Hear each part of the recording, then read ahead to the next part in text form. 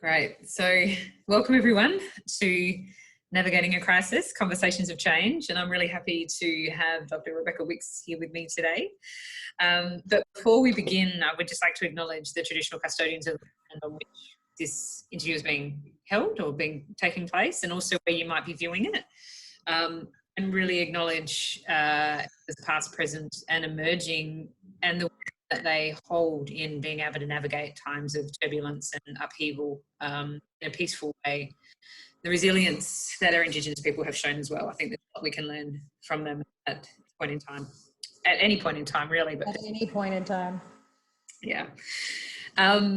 So yes, Conversations of Change is really just about people being able to share how they're responding to and how they're experiencing what's happening in the world right now, and what they're doing themselves and the people that they work for, or the agencies they work for, and also just trying to bring again that sense of connection and that sense of humanity through all of this. Mm-hmm. But I will hand it over to you, Rebecca, to introduce yourself, because I'm sure you can, and then we'll get into it. Sounds great. So I'm an associate professor at Monash University. I'm the director of the Monash Migration and Inclusion Center. And I also head up the Criminology program within the School of Social Sciences and the Faculty of Arts. So been wearing two hats for a couple of years now. So I guess I've really learned resilience and managing a lot of balls in the air. So I feel like I can handle almost anything. Throw a pandemic at you, you'll be fine. It's all good. I'm fine. Fantastic. Thank you so much. And as we just spoke about before the interview, it'll be very interesting to hear what you're doing in terms of managing the physical distancing and at this point in time from a university perspective, but also really interesting to hear about your research as well and what you understand is happening in the world now and how people can connect. So Absolutely. the question we had was, what are you currently doing for yourself, your staff, the people that you work with, your organisation, to manage this current situation safely, humanely, and with dignity for everyone involved? Yeah. I mean, when it comes to myself, right now my family is safe and we're well. And so to me, I kind of think, okay, we're all right. So I don't really need to be kind to myself right now because we're okay. And I guess my focus has always been to look out for others. And in a time of crisis, I think that's what gets us through, is that total compassion that we have for our communities. So for me, getting through is actually making sure that my team are getting through and that our students are being looked after and that they have the resources that they need. So my orientation to help myself in this crisis is really to be looking outwards and to be saying, well, what actually can I do to help others? And if I feel like I'm being productive and I'm making a meaningful contribution, that makes me feel like, I guess, a lot calmer about where things are at and where things are headed. So I see them as very much intertwined.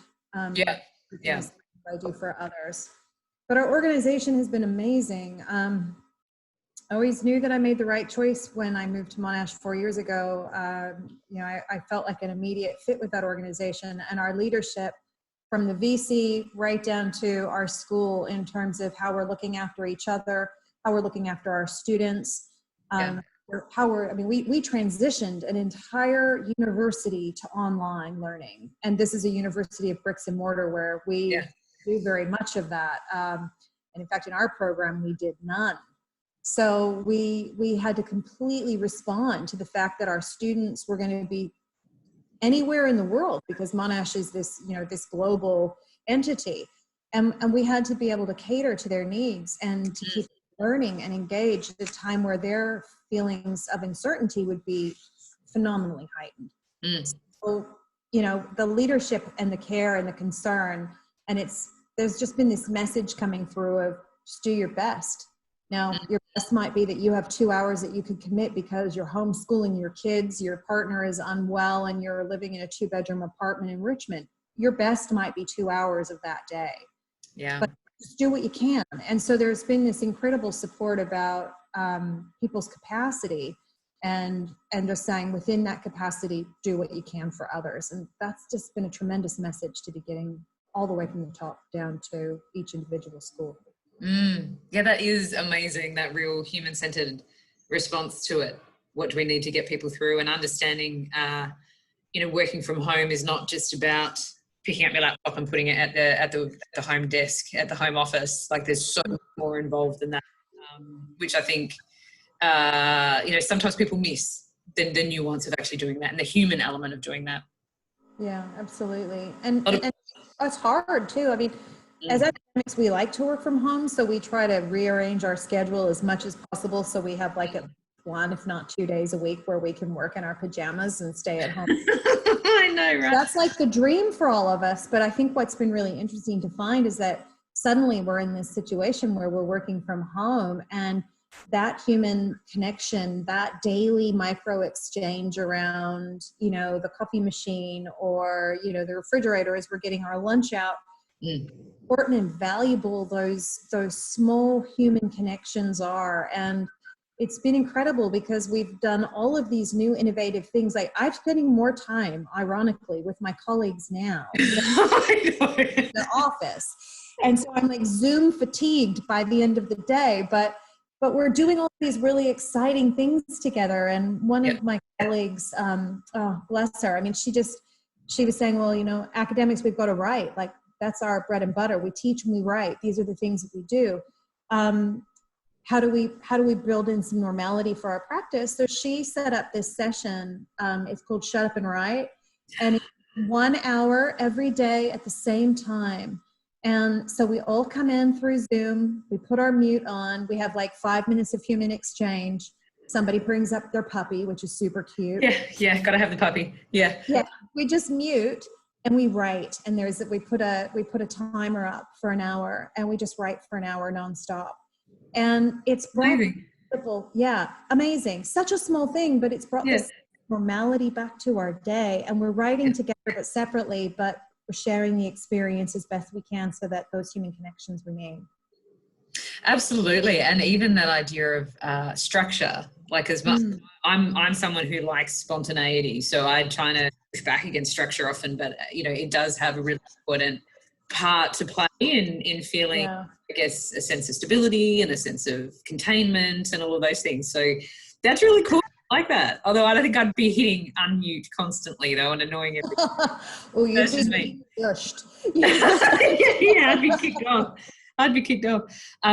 But I think when you talk about the micro interactions and support that can be provided in that really kind of nuanced, subtle way, just by being with people and with people, we spoke in a previous interview about this idea of balance and you don't have those external kind of mirrors to check in with how you are and how you're going, to having to take more responsibility about doing that yourself in a lot of ways.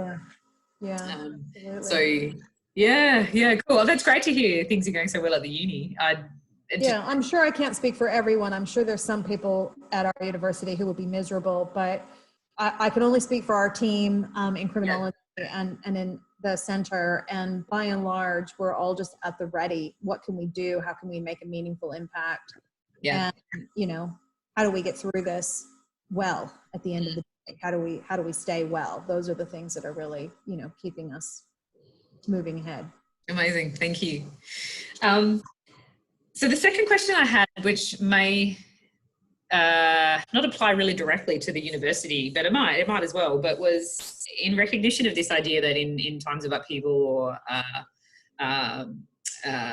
natural disaster or whatever it might be, that providing people an opportunity to have agency through that means that they often can move through that experience with a bit more ease and potentially find a way to kind of flourish and integrate that on the other side, on the flip side. So this next question is kind of around that sense of agency, and it was, how can people support you in what you're doing? So obviously if it's directed toward agencies, it might be, how do people volunteer, or how can they advocate, or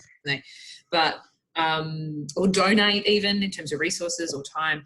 But this may be something that you want to speak to a little bit more broadly as well. Yeah, I think in terms of like how do people help the university? you know, I think universities often have a very privileged position in society, and I think for us is how do we help other people? It has to be that way inclined. So when I'm thinking about how we might be able to help other people and other agencies, and these agencies might be some of the same agencies that you are working with too. You know, one of the things that we're trying to do is in fact, we're running a survey right now that we've sent out to all of our stakeholders.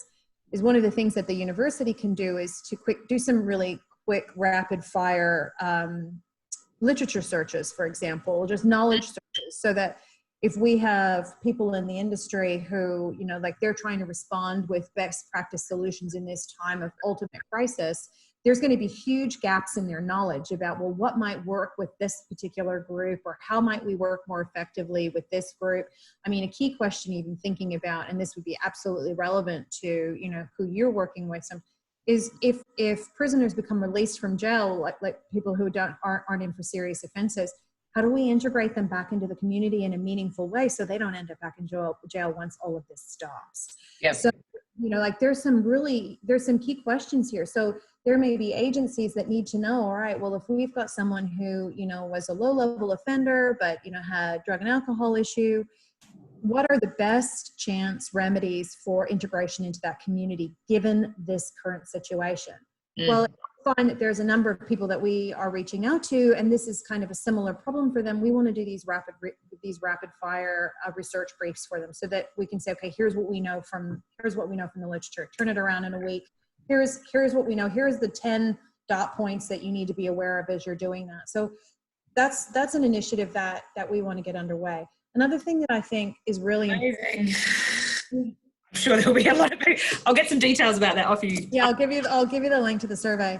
The other thing that, and if our center can't do it, then we've got other people who will be able to help, and we'll be reaching out to those people. The thing that we're doing, and I think this is something that's really critical for the COVID-19 situation, is how do we create the conditions for inclusion at a time of physical distance? This is a massive challenge. So how do we ensure that people are okay? And so what are, you know, those questions that you just asked, what are the resources that you need to be able to do this? And so another thing that we're doing in this survey is we're asking people who are working in a range of different organizations, we're essentially crowdsourcing, what's your inclusion innovation? So what are the best practices that are underway? Because again, a lot of these things are going to just come from, you know, the wonders of people's minds, where they're going to have ideas and they're going to move quickly because that's what they've got to work with. Yeah. So what's happening in the world, and then how can we synthesize that to say, okay, this might work under these conditions, this might work under these conditions. How can we pull that information together and provide that as a resource? So I think that's another thing that, you know, that universities can provide and help these other agencies, because we might not be able to donate with money, or we might not be able to provide volunteering in that kind of traditional way, but we can certainly do some things that provide that foundation of knowledge that organizations need to move forward. That is such a phenomenal idea, such a great offer, and I just excited about it. I'm already thinking of like thousands of questions that I want to put forward, but I think, you know, if we certainly will open it out to the sector and homelessness. I mean, a lot of people have been asking questions around how do we keep people safe who are experiencing family violence? Oh, absolutely.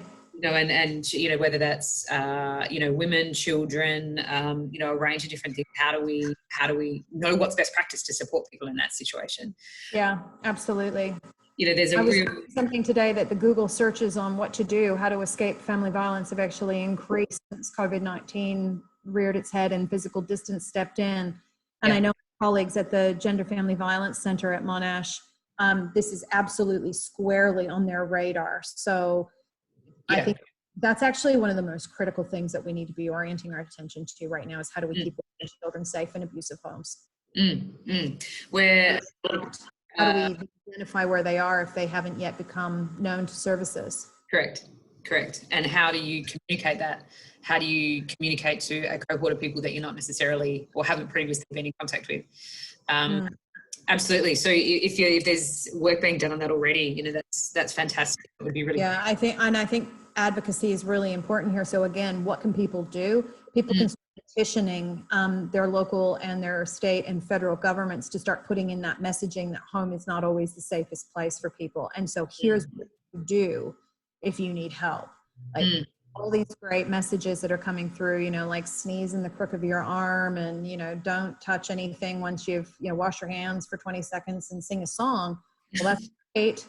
And I think all of those things are going to help us from COVID, but hang on a minute. What doesn't help us is you know, how does that help us with family violence matters? It does nothing. And given that, I think if you were to survey every criminologist in this country and ask them if you think that rates of family violence are going to increase as a function of being stuck at home, the answer is going to be unequivocally yes. Yep. So you have this consensus of academics who are saying this is going to be a problem.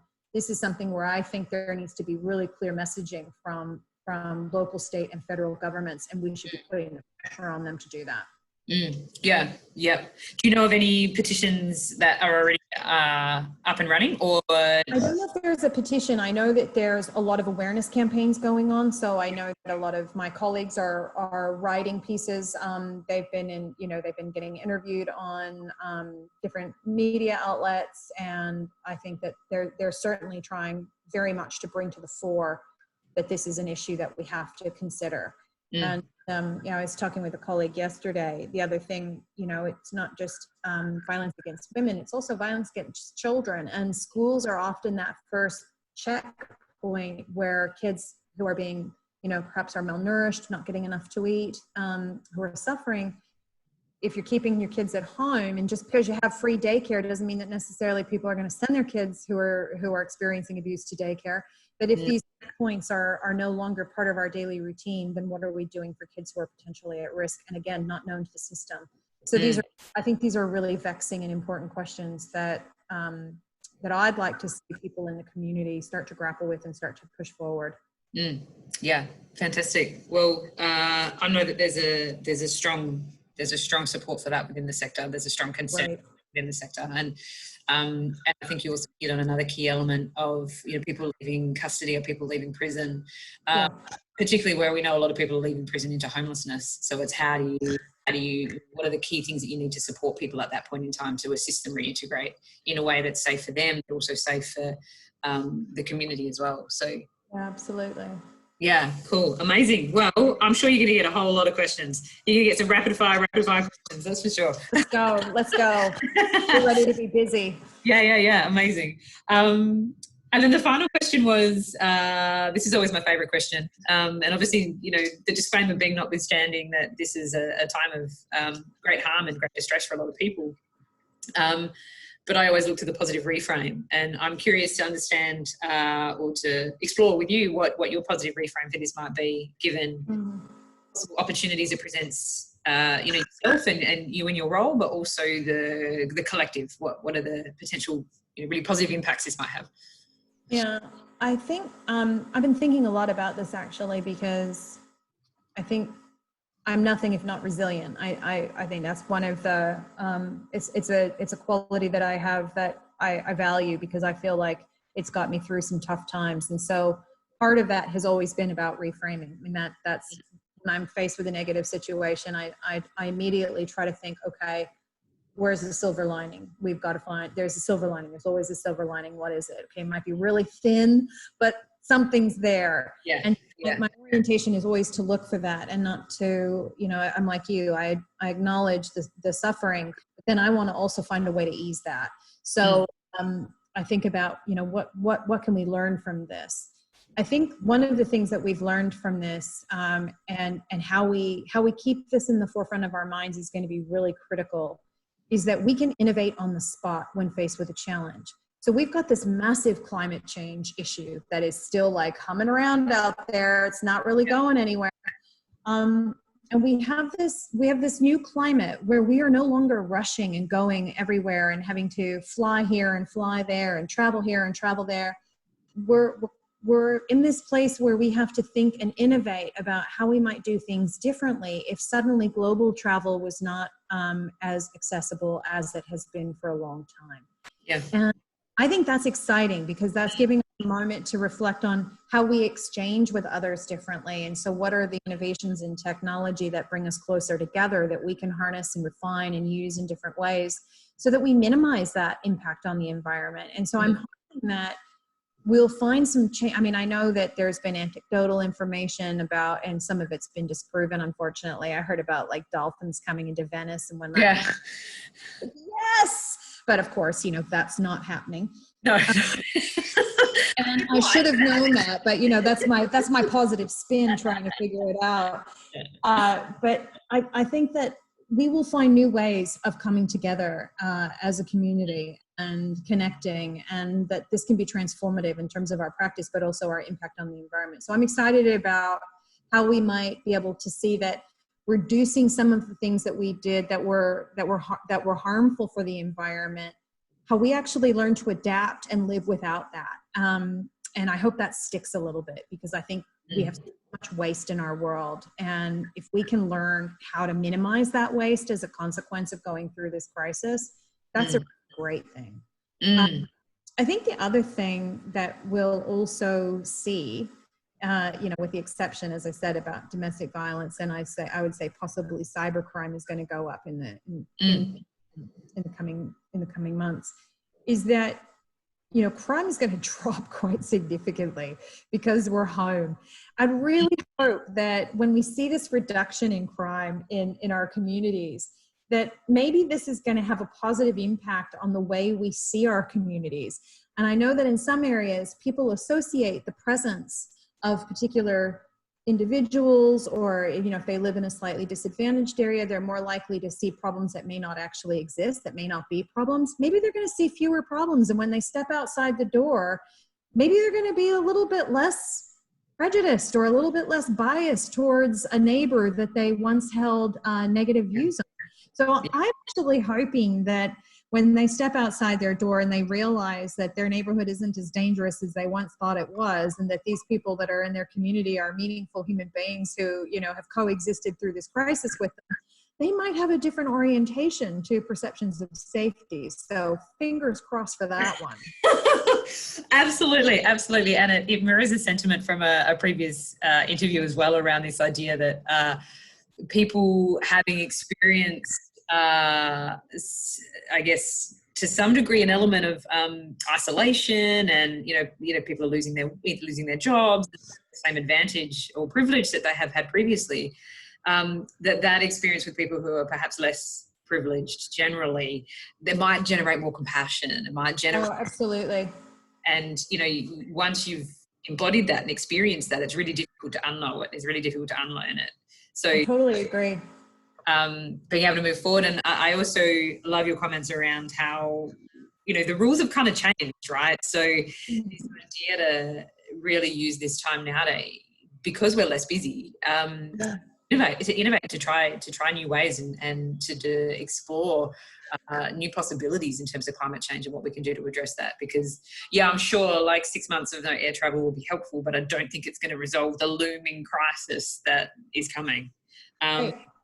And also, but it can show us that we can live differently. Yeah. That we can exist differently, and we can find happiness through other activities that aren't necessarily consumerist driven. So, absolutely. You know, I'm optimistic about that. I hope it pans out, but we will. Hopefully, we live through the crisis, and we'll see, right? Exactly. We watch with great curiosity, and this idea of, you know, physical distancing doesn't. Sorry. No, you go. I'm interrupting. You know, physical distancing doesn't mean social distancing. You know, I think in a lot of ways it's actually meant solidarity. And I read this beautiful piece about you know, people who have been confined. You know, particularly these people who are in, you know, who've been in these cruises. Maybe those things are going to be a thing of the past after COVID-19. My word, but. You know, that they had an understanding of what it felt like to be imprisoned in a small space. Now, I think that being left in a room on a cruise ship is phenomenally different from being in a prison, and these two things are night and day. So the criminologist in me is like, whoa, hey, you know, being in prison is very different. These are not two similar things. But then I had to sit back and think, all right, well, if people are starting to conceptualize that having a television isn't a luxury, that this isn't something that, you know, is going to make us offend less or more or whatever, like these things hold very little purchase when you're confined. Maybe we might think a little bit more humanely about how we do treat people who are incarcerated or in detention. How might we allow them freedom of movement and expression and agency, given just how confronting it is to be locked in a space. And I'm hoping this experience, maybe that will help shift some thinking about how cruel we are as a society to people we imprison. Absolutely. Yeah, and I agree. It's like the two things are poles apart, but the experience, there's definitely resonance in terms of that experience. Absolutely. So, yeah, and if people are able to make that translation, or if people like yourself, and if we can get the word out enough, make that translation a bit clearer for them, then yeah, hopefully there is a lot of hope. There's a lot of hope there for. Yeah, absolutely. About just the really significant importance of having some semblance of freedom and agency wherever you might be and under whatever condition you might be in. Yeah, amazing. It's been such a pleasure speaking with you. It's always lovely speaking with you. I'm glad that you still have your optimism and curiosity and forward thinking hat on. So that's pretty inherent to me. I don't think I'll lose it. I know it drives some people a little bit crazy, I think, but I'm okay with it. So that's good. But yeah, I've really genuinely appreciated you sharing, and it's been really insightful. And I think particularly the rapid fire research, I think, will come in really, really handy. So I'll definitely get those details off you. I'll send them to you right when we finish. I'll send them. Yeah, that'd be amazing. So I'll pop in a few questions myself, I think. Thanks so much. Yeah. You stay well, won't you? You too. Thanks, Rebecca. Ciao.